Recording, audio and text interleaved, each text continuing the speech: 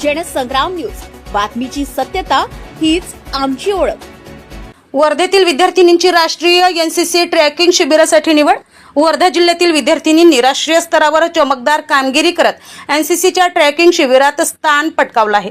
संपूर्ण भारतातून तब्बल 525 मुलींची निवड करण्यात आली असून यामध्ये केरळ, लक्षद्वीप, कर्नाटक, गोवा, महाराष्ट्र, आंध्र प्रदेश आणि तामिळनाडू या राज्यातील छात्र सैनिकांचा समावेश आहे। स्थानिक पीएम श्री नगर परिषद उच्च माध्यमिक विद्यालय म्हणजे गांधी विद्यालयातील कॅन्डिडेट कुमारी मोहिनी मंगेश राऊत आणि कुमारी पूनम मंगेश केवट या इयत्ता 9वीतील विद्यार्थिनींसह 21 महाराष्ट्र बटालियन तर्फे 10 विद्यार्थिनी या राष्ट्रीय शिबिरामध्ये सहभागी होणार आहे।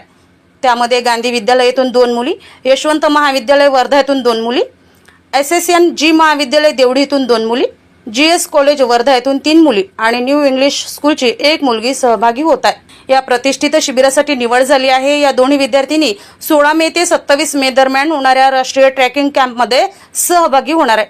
हा ट्रॅकिंग कॅम्प तामिळनाडू राज्यातील प्रसिद्ध हिल स्टेशन उटी येथे आयोजित करण्यात आलाय।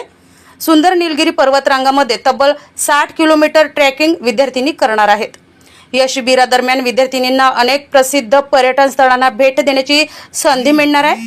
यामध्ये केटी व्हॅली, डोडा बेटा शिखर, कलारी धबधबा, मधुमलाई वन्यजीव अभयारण्य, Wellington, Kannur, Kotagiri, botanical garden आणि चिल्ड्रन्स लेक गार्डन यांचा समावेश आहे।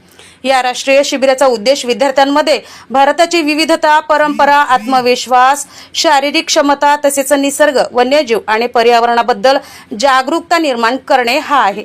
या यशाबद्दल एनसीसी 21 महाराष्ट्र बटालियन वर्धेचे कमांडिंग अधिकारी कर्नल SK सिंग, नगराध्यक्ष सौ स्वातीताई गुल्हाणे, उपाध्यक्ष श्री गौरव जाजू, मुख्याधिकारी डॉक्टर किरण सुकलवाड, प्राचार्य श्री विश्वेश्वर पायले तसेच सर्व शिक्षक व कर्मचारी यांनी विद्यार्थिनींचे अभिनंदन केले।